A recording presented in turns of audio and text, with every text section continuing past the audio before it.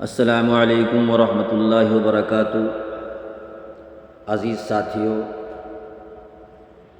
ہر حاجت اور کشادگی رزق کے لیے، حاجت کے لیے ہمیں اللہ سے مانگنا چاہیے۔ جب بھی کوئی ضرورتیں ہوں، کوئی حاجت ہو، کوئی پریشانی ہو، تو اپنی حاجت کو اللہ کے سامنے رکھیں، اللہ سے مانگیں۔ اسی کے لیے ہم ایک سورہ یاسین کا بہترین عمل لے کر آپ کے پاس آئے ہیں۔ نبی کریم سرکار مدینہ صلی اللہ تعالیٰ علیہ وسلم نے ارشاد فرمایا، ہر چیز کا ایک دل ہوتا ہے، اور قرآن مقدس کا، قرآن کریم کا دل سورہ یاسین ہے۔ اور علماء کرام نے بھی فرمایا کہ جو شخص صبح اور شام سورہ یاسین پڑھے گا، اس کی 80 ضروریات پوری ہوگی، اور سب سے ادنا جو ضرورتیں ہیں وہ فقر ہے، محتاجی ہے، اللہ اس سے اسے نجات عطا فرمائیں گے۔ سورہ یاسین کا ورد رکھنے سے اللہ بہت ساری حاجتوں کو، علماء نے فرمایا تقریباً 80 ضروریات کو پورا فرمائیں گے، اور سب سے چھوٹی جو چیز ہے وہ فقر اور محتاجی ہے۔ لیکن ہمیں سورہ یاسین کو کس ترتیب سے پڑھنا ہے، پڑھنے کا طریقہ کیا ہوگا، وہ ہم آپ کو اچھی طریقے سے سمجھا رہے ہیں، آپ بہترین طریقے سے سمجھیں۔ اب مجھے امید ہے آپ بڑی توجہ سے میری بات کو سن رہے ہوں گے، اہمیت بھی دے رہے ہوں گے۔ انشاءاللہ اگر آپ صحیح طریقے سے اسے سنیں گے اور اس پہ عمل کریں گے تو انشاءاللہ ہماری ضرورتیں پوری ہوگی، حاجتیں پوری ہوگی، فقر دور ہوگا، محتاجی دور ہوگی۔ تو ہمیں سورہ یاسین کو کس طریقے سے تلاوت کرنا ہے، کس طریقے سے ہمیں سورہ یاسین کو پڑھنا ہے۔ قضائے حاجت کے لیے ہمیں کوئی حاجت ہے، کوئی ضرورت ہے، تو جمعے کے دن، جمعے کے روز، جمعے کی نماز کے بعد قبلہ رخ ہو کر، قبلے کی طرف رخ کر سورہ یاسین کو اس طریقے سے ہمیں پڑھنا ہوگا۔ طریقہ کیا ہوگا؟ جب ہم سورہ یاسین کی تلاوت کریں گے، اور تلاوت کرتے کرتے ہم مبین پر پہنچیں گے، تو پہلے مبین پر جب ہم پہنچیں گے تو ہمیں سورہ اخلاص کو 3 مرتبہ پڑھنا ہے۔ پہلے مبین پر ہمیں رک جانا ہے، اور رک کر 3 مرتبہ سورہ اخلاص یعنی قل هو اللہ احد کو ہمیں 3 مرتبہ پڑھنا ہے۔ اس کے بعد پھر ہم تلاوت شروع کریں گے، اور تلاوت کرتے کرتے سورہ یاسین کے دوسرے مبین پر پہنچیں گے، تو پھر ہم سورہ کوثر کو 3 مرتبہ پڑھیں گے۔ دوسرے مبین پر جا کر رک جائیں گے، اور پھر 3 مرتبہ ہم سورہ کوثر یعنی انا اعطیناک الکوثر کو ہم 3 مرتبہ پڑھیں گے، اور پھر ہم تلاوت شروع کریں گے۔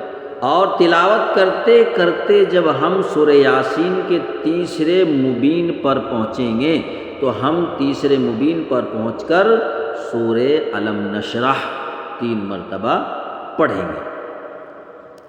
الم نشرح 3 مرتبہ پڑھیں گے۔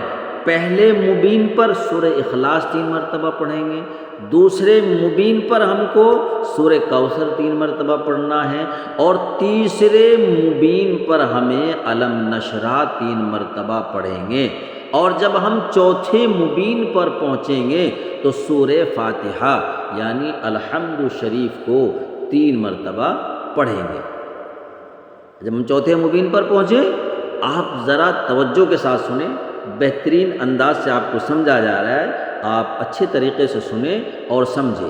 جب ہم چوتھے مبین پر پہنچیں گے تو سورہ فاتحہ کو 3 مرتبہ پڑھیں گے، اور جب ہم پڑھتے پڑھتے تلاوت کرتے ہوئے 5ویں مبین پر سورہ یاسین کے ہم پہنچیں گے تو آیت الکرسی 3 بار پڑھیں گے۔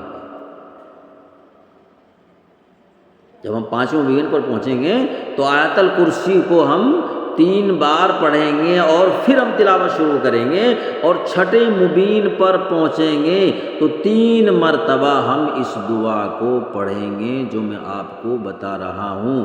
اللہ لطیف بعبادہ، اللہ لطیف بعبادہ یرزق من یشاء بغیر حساب، اللہ لطیف بعبادہ یرزق من یشاء بغیر حساب۔